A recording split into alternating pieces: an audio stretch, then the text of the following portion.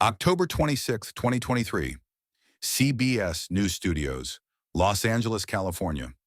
Two gray armchairs at the slight angle of a conversation rather than a confrontation. A small round marble table between them. Two glasses of water, untouched. The quiet infrastructure of a room built specifically for people to say things they mean.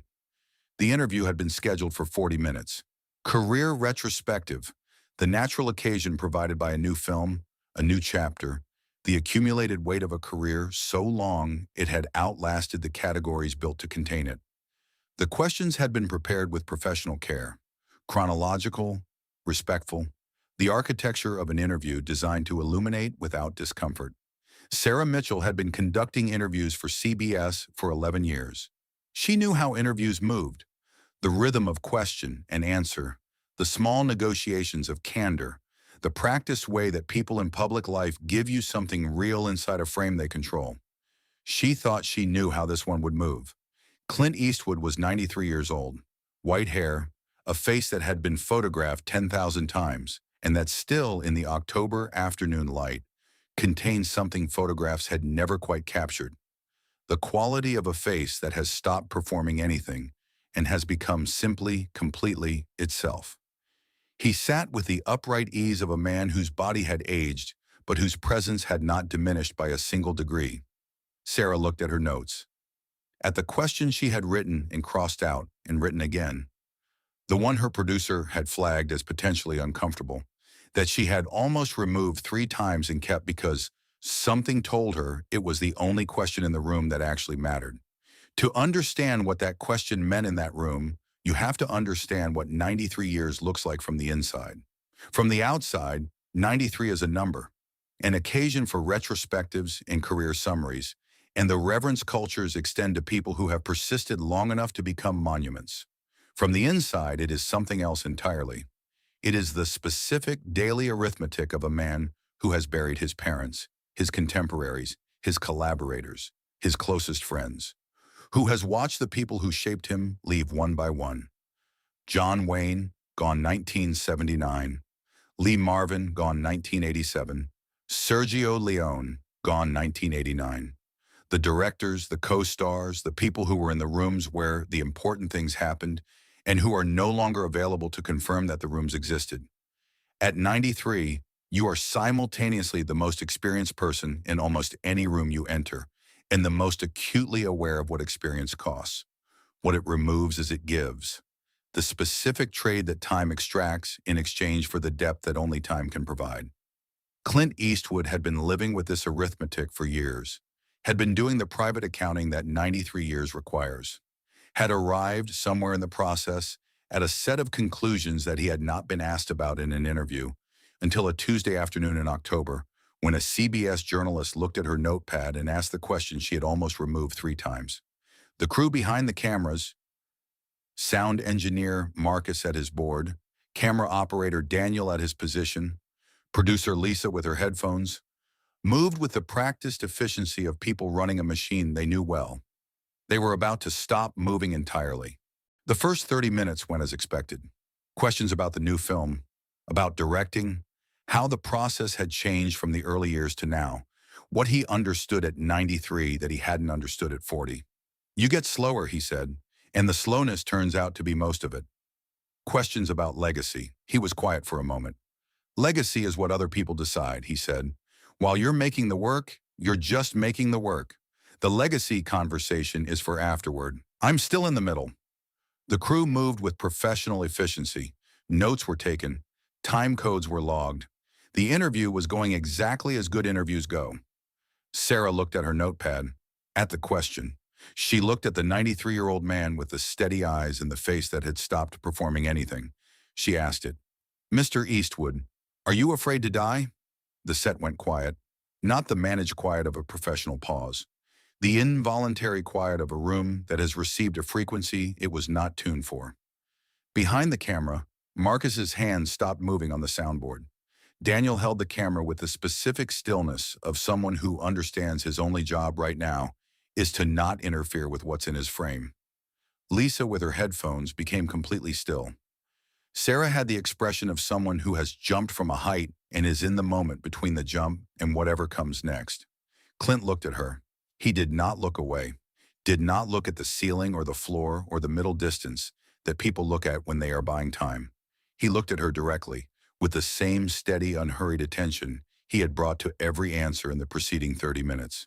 He was quiet, not the silence of someone searching for words, the silence of someone deciding which of several complete thoughts to offer, the quiet of a man who has visited this territory often enough that he has multiple routes through it and is selecting the one most suited to this particular afternoon. The silence lasted 7 seconds. In television, 7 seconds is an eternity, the unit of time that separates a pause from a moment, that transforms a hesitation into something the room understands without being told is significant. No, he said, simple, direct, the single syllable of someone who means it completely. Sarah waited. I used to think about it more, he said. When you're young, death is abstract, something that happens to other people in other times. You know it's coming eventually, but eventually is very far away, and far away things don't require much attention. A pause. Then you get to a certain age and it stops being abstract. He looked at his hands for a moment. The hands of 93 years, the specific, honest evidence of time, mapped in every line. I've watched a lot of people go, he said. People I loved. People who were better than me at most things, and who didn't get the years I got for reasons that have nothing to do with merit. He looked back at her. When you watch enough people leave, you stop thinking of death as the enemy. It starts to look more like the destination, the place everyone is going. And when you understand that, really understand it, not just intellectually, but in the way your body understands things, it stops being frightening. A pause. Finding the exact word with the care of someone who has learned that the exact word is the only one worth using. It becomes clarifying. Behind the camera, Lisa had lowered her headphones from her ears. Marcus had both hands flat on the soundboard and was not moving them. Daniel was holding the camera with held breath attention. Sarah Mitchell had her notepad in her lap and had not looked at it in 4 minutes. She was looking at Clint Eastwood, the way people look at something they did not expect to find in the place where they were looking. Clarifying, Sarah said. Not a challenge. Someone repeating a word to make sure they've received it correctly. When you know the time is finite, really know it, not as a concept but as a fact you live with every morning, it changes what you do with the time. He shifted slightly in the chair. The things that wasted your attention when you were young, the small anxieties, the professional competitions, the need to be right in arguments that don't matter. They fall away. Not all at once, gradually. And what's left after they fall away is simpler and better than what was there before. What's left? Sarah asked. The work, the people you love, the mornings. No ceremony, no performance of profundity, the delivery of someone stating facts. I still get up every morning, and I'm grateful for the morning. Not in the way people say that when they mean something general. I mean, I stand in the kitchen with my coffee, and I look at the light coming in, and I think, this is another one. This is one more. A pause. At 93, one more is not something you take for granted. In the sound booth, Marcus Webb would tell his wife about this conversation that evening. 17 years in audio. 1,000 interviews. He would tell her that he had never heard anyone say anything quite like that, in quite that way. Not because the words were unusual, he had heard variations before. Because the man saying them had earned them in a way that made them different from every other time he had heard them said. Are you at peace? Sarah asked. The question that arrived naturally after the answer. The question the answer had made possible. 3 seconds of silence. The silence of a man finding the honest version of an answer that has a dishonest version available. Mostly, he said, there are things I'd do differently. People I could have been better to. Time I spent on the wrong things. He looked at her. Peace doesn't mean no regrets. It means the regrets are in their right size. They don't take up more room than they deserve. When you're young, regrets are enormous. They fill everything. Every mistake becomes a referendum on who you are. At 93, you've had enough time to see what the mistakes actually cost and what they didn't cost. Most of them cost less than you thought. And the ones that cost more, You've had enough time to try to address them or to accept that you can't and to carry that acceptance without letting it become the whole story. Does the work give you peace? Or Sarah asked. The work is the peace, he said, not the result of the work. The doing of it, the morning when you wake up and there's something to make, something that doesn't exist yet and needs you to make it exist. He paused. That's never gone away. At 93, I still wake up and there's something to make. As long as that's true, I'm fine. Behind them, producer Lisa Kwan, 11 years in television, present for more significant interviews than she could count, was aware that she was crying. Not dramatically, the specific quiet tears of someone receiving something that has arrived at the exact frequency of something they needed without knowing they needed it. She would think about this moment for a long time afterward, not as a professional memory, as a personal one. Can I ask you something? Clint said. Sarah looked up from her notepad. She had forgotten she was holding it. Go ahead, she said. Why did you ask that question? The fear question. It wasn't on the list your people sent over. Sarah was quiet for a moment, deciding how honest to be. I wrote it down and crossed it out 3 times, she said. I kept it because it felt like the only real question. Everything else felt like information. That question felt like the actual conversation. Clint nodded slowly. Most people don't ask it, he said. They think about it. Everyone over a certain age thinks about it. But they don't ask it out loud because asking it out loud means acknowledging something they'd rather leave in the peripheral vision. A pause. The things we leave in the peripheral vision are usually the things most worth looking at directly. Is that something age teaches you? Age teaches you that the things you were avoiding were never as bad as the avoidance, he said. The thing itself, whatever it is, death, failure, the conversation you've been putting off, is almost always smaller than the space you've created for it by not looking at it. The not looking is what makes it large. He leaned forward slightly, the deliberate forward lean of someone arriving at the thing they most want to say. The question you crossed out 3 times was the right question, he said. The questions we cross out are usually the right ones. We cross them out because they matter, and the things that matter are the things worth asking. The interview ended at 4:17 in the afternoon. 47 minutes, 7 over schedule. Nobody had mentioned the time. When the crew began striking the set, the room had the specific quality of spaces that have held something significant and are now returning to their ordinary function. Sarah sat in her chair for a moment after Clint had stood, notepad in her lap.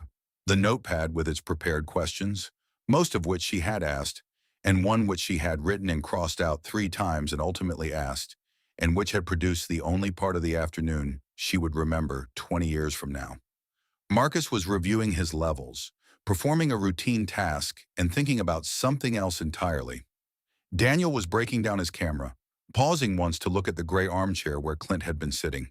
Lisa had her headphones around her neck, on her phone for professional necessity, keeping the other part of her attention on something she was going to need some time with. Clint paused at the edge of the set before he left, turned back once. Not dramatically, the natural turn of someone who has thought of something. He looked at Sarah. Good question, he said, simply without decoration. He walked out into the California afternoon, into the ongoing ordinary business of a day that had contained, somewhere in the middle of it, 47 minutes that none of the people in that studio would forget. The interview aired on a Sunday morning. By Monday, it had been viewed 11 million times. Not because of the celebrity, though celebrity was part of it, because of the specific, rare quality of watching someone tell the complete truth about something everyone is afraid of, in the way that complete truth sounds when it arrives from someone who has had enough time to earn it.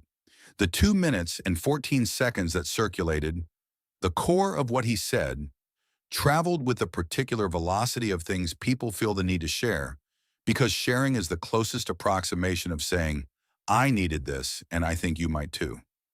Comments from people of 90 and people of 19, from people who had just received a diagnosis and people watching a parent decline, and people who had simply needed to hear someone explain that the thing they were most afraid of was smaller than the avoidance.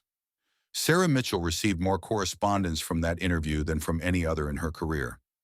Letters and emails from people she had never met, all saying variations of the same thing. I didn't know I needed that answer until I heard it.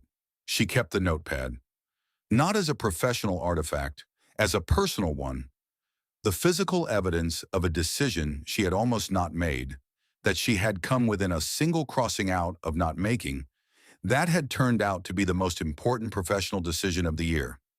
Clint Eastwood went back to Carmel, back to the mornings with the coffee and the light, back to the work. Always more work, always something that didn't exist yet and needed to be made to exist. Back to the simple, sustaining arithmetic of a life that had been lived long enough to understand what living was actually for. He was not afraid. He had said so in a gray armchair in a CBS studio in Los Angeles, to a journalist who had almost not asked the question, and the room had gone quiet, with the specific silence that follows something true when it arrives in a place not entirely prepared for it. The silence people carry out of rooms and into their cars and homes and the rest of their days. That surfaces at unexpected moments, in the morning, with coffee, looking at the light coming in. Are you afraid to die? No. 2 syllables. 93 years. Everything that mattered in between.